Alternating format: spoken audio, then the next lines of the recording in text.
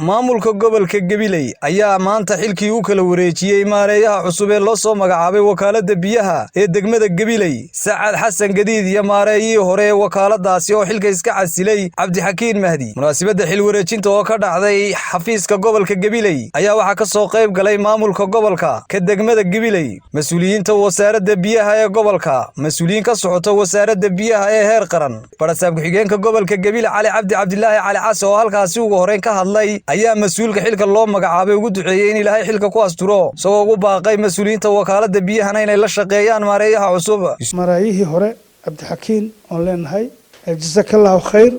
muddadii koobnayd aad joogtay wakaalada hawsha fiican ee shaqaale iyo maamul iyo bulshada lagaga marakacay adigana waxa lagu dardaaraya waa la arkay ninkii ka horeeyay wataase meel haduu nin fiican kaaga horeeyo adigana waxa laga rabaa anagoo ku ducaynayna inaad runtii halka ka sii qaado oo aad muxuu ahaayay hawshaasi laabto laba meelood baan ku dardaaraya inaad xoojiso wakaalada horta biyuhu waa nolosha culayska saarto waa qaybta waaxda farsamada waaxda dakhli ururinta labada waa xoojin guddoomiyaha wasaaradda biyaha ee gobolka Gabiley Axmed Cismaan Fadan iyo mas'uuliyiin ka socota wasaaraddaasi biyaha oo halkaasi ka hadlay ayaa waxa hadaladoodii kamid ahaa jira ayuu la wareegay aad iyo aad ugu faraxsanahay inuu maanta wareejinayo sidoo oo culayskii wax ka qabtay maareeyaha cusub oo kamid ah shaqaalaha wakaalada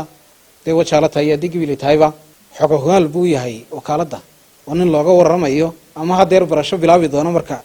shaqada la wareego maamul ahaan mooyaane gudaheega waan joogay waxaan ku amaanaynaa wasaaradda in ay u doortay cid wakaalada joogtay oo maanta si ku mudan yahay wasiirka wasaaradda horumarinta kheyraadka biyaha Jamhuuriyadda Soomaaliland Cali Xasan Maxamed oo gartay cid aan hadda barasho u baahnayn inuu keeno isaga waan u ducaynaynaa maareeyaha cusub Allah kugu asturo baan leenahay maareeyaha xilka maareeyihii hore tacab fara badan shaqo fara badan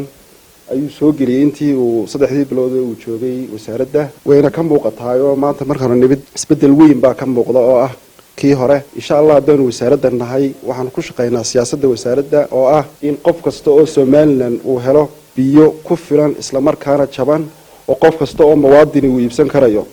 maareeyaha laba mid baan oranayaa waxaan leeyahay waa inaad shaqaalaha teamwork aad isku wadaa oo aad ka shaqaysiisaa dhammaan shaqaalaha oo aanad cid u leexan oo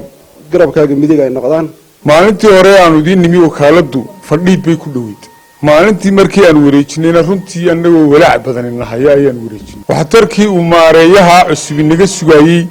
ka wasaarad ahaan waa kii dhowr jeer anagaba wax nalaga bedelo naga muhelin isagoo aan naga helin wixii gacantii uu markaa nooga baahnaa haddana maareeya Cabdixakiin waxaan ku amaanayaa shaqada intii Ilaahay ugu tala galay muddada uu joogay inuu uga soo baxay si xilkasnimo leh heer Gabiley way ka soo jawaabeen intii hore way ka soo jawaabeen maantana waxaan idin leeyahay walaalayaal si wakaaladii idinku sii shaqayso biyo macaan oo nadiif ah u cabtaan inta maanta sameeysan iyo laban laabkeed baa la idinka rabaa dhinaca kale maareeyihii hore wakaalada biyaha iyo maareeyaha cusub ee loo soo magacaabay Saacad Xasan Gadiid ayaa iyaguna halkaasi ka hadlay shaqada koowaad ka dhigay inaan sugo xaafadaha sabal lambarka xaafadaha inaan sugo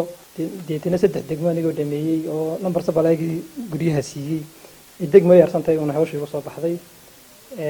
waxaan kaloo ku dadaalay insha Allah inaan iidan fi dakhliha kor u qaado sidoo kale wixii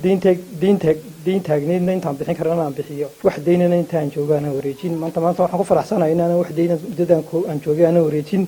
xilka qaranku waan dareemaya culayska uu leeyahay taasna waxaan ka gaashaaman karnaa iyadoo aan gacmaha isqabsano oo shaqaale weynahaygan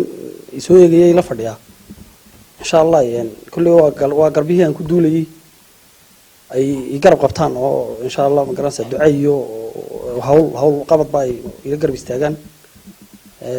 waan u mahad celinayaa sidoo kale saraakiisha wasaaradda inooga timiday Sakariya Nuux Ibrahim CBA TV Gabiley.